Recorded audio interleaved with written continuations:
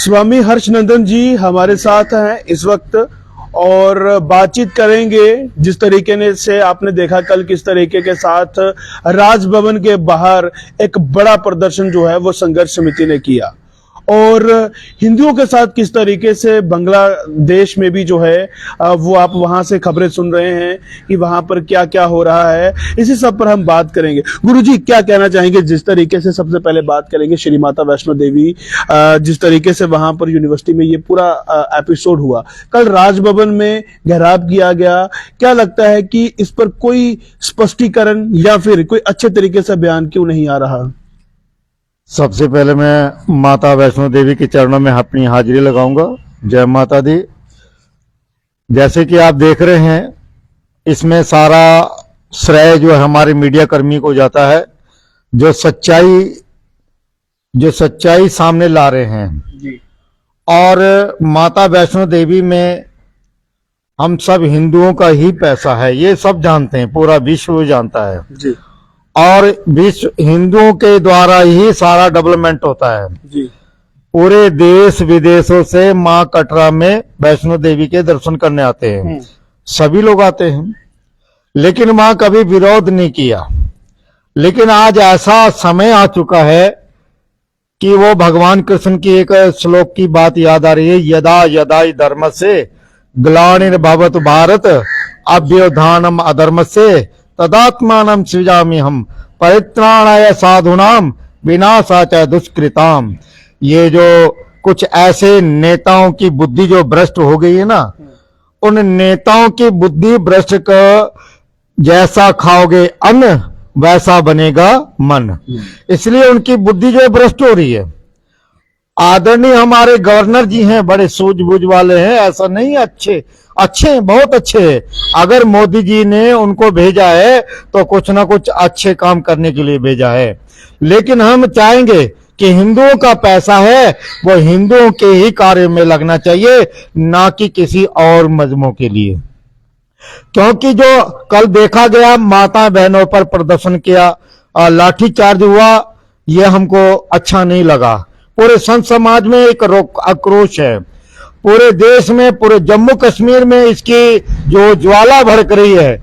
ऐसा ना हो कि जो पहले बाबा अमरनाथ में बम बम बोले के जयकारे लगाए थे, उस समय ऐसी हालत बनी थी कि उनको भी माफी मांगनी पड़ी।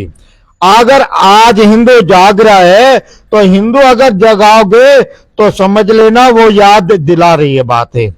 क्योंकि हिंदू लेना जानता है और देना भी जानता है, लेकिन अगर प्यार से दोगे तो प्यार से सहमति हो जाएगी। अगर प्यार से नहीं दोगे तो जितने भी संघर्ष समिति के हैं और जितने भी अन्य संगठन हैं, वो सब जुड़ करके एकजुट में खड़े होकर के वहां आवाज लगाएंगे। चाहे वो कोई गवर्नर हो, चाहे वो प्रधानमंत्री नरेंद्र मोदी जी क्यों ना हो, उनके कानों तक ये आवाज जरूर जाएगी। और नरेंद्र भाई मोदी जी जो करते हैं वो अच्छे करते हैं, वो देख रहे हैं। अगर कहीं भी गलती होगी तो तुरंत उनकी आवाज लगेगी। इसलिए ये मीडिया के द्वारा हम चाहेंगे कि नरेंद्र भाई मोदी जी देश के प्रधानमंत्री हैं, जो देश को चलाने वाले हैं, उन तक की आवाज पहुंचाई जाए ताकि उनको भी पता लगे। आपने कल देखा होगा, कल संघर्ष समिति के साथ लगभग हजारों लोग जो हैं उस प्रदर्शन में मौजूद थे और वहां पे पुलिस के साथ धक्का मुक्की भी हुई, बहुत सारी चीजें वहां पर देखने को मिली। अब क्या लगता है कि संघर्ष समिति अब कोई बड़ा ऐलान जल्द करेगी क्या? किस तरीके के साथ ये प्रदर्शन रहेगा, या फिर संघर्ष समिति जो है इस पर जल्द कोई बड़ा एक्शन लेगी या सरकार? बिल्कुल करेगी। संघर्ष समिति के साथ सभी संगठन खड़े होंगे और उनके साथ मिलकर के खड़े होकर के एक ऐसा संघर्ष होगा कि पूरा जम्मू कश्मीर नहीं, पूरा विदेश भी देखेगा, देश विदेश भी देखेगा। अगर आग लगाने की काम आए गए, अगर हनुमान जी पर पूंछ में आग लगाई है तो हनुमान जी ने उन्हीं की लंका को ध्वस्त किया है। तो अगर आप ऐसी आवाज लगाओगे तो सारे लोग खड़े होकर के आप पूरे जम्मू कश्मीर में ये देखने वाला नजरिया होगा। और हम गवर्नर जी से बार बार निवेदन करते हैं कि आप इन चीजों को गौर से देखिए और गौर से ठंडे दिमाग से करिए, क्योंकि गवर्नर जी आपके हाथ में है सब कुछ इस टाइम। अगर आज आप नहीं सुधरे तो कल आपको गवर्नर की सीट से भी उतारा जाएगा। नया साल आने वाला है, कुछ ही दिनों के बाद 2026 में जो है वो हम एंटर कर जाएंगे। और आपने देखा होगा मार्च और अप्रैल में जो है वो नवरात्रि शुरू हो जाता है श्री माता वैष्णो देवी की। क्या आप गवर्नर साहब से कुछ ऐसी अपील करना चाहते हैं कि एक टाइम जो है वो दिया जाए, या उसके बाद कोई बड़ा प्रदर्शन देखने को मिलेगा? बिल्कुल, संघर्ष समिति यही चाहती है। अगर गवर्नर जी कोई टाइम देते हैं तो हम उसके लिए तैयार हैं, अगर नहीं देते हैं तो जितने भी आपने देखा है भी बांग्लादेश में हमारे नागे साधु खड़े हो गए हैं, तलवार खुकरी बाज सब कुछ हथियार लेकर के वो बांग्लादेश में जाकर के अब संघर्ष करेंगे और हिंदुओं पर जो अत्याचार हुआ है उसका बदला बांग्लादेशियों से लेंगे। और वहां की जो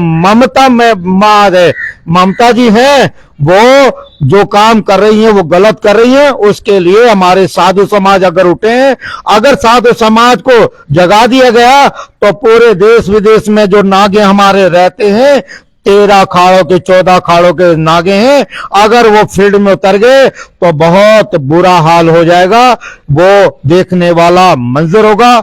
इसलिए हम गवर्नर जी आपसे आह्वान करते हैं कि मैं विश्व हिंदू परिषद का धर्माचार्य होने के नाते और गोरक्षा प्रभारी होने के नाते एवं धर्म स्थान सुरक्षण सेवा समिति के महामंत्री होने के नाते मैं आपसे बार बार निवेदन करूंगा कि जितने भी संगठन खड़े हो रहे हैं उनके साथ आप बैठिए, बातचीत करिए और इसका मसला हल कीजिए।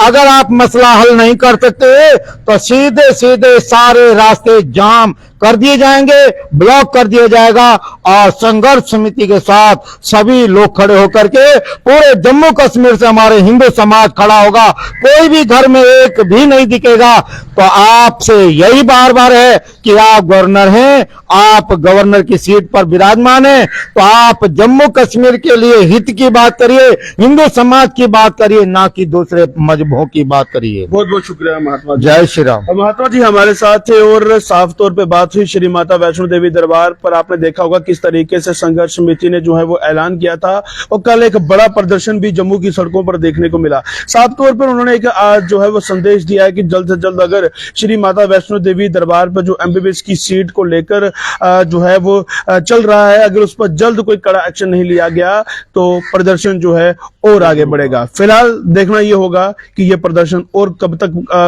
कहां तक जाएगा और कितना बड़ा प्रदर्शन जो है ये होगा। फिलहाल के लिए जुड़ रहिए चैनल वन के साथ।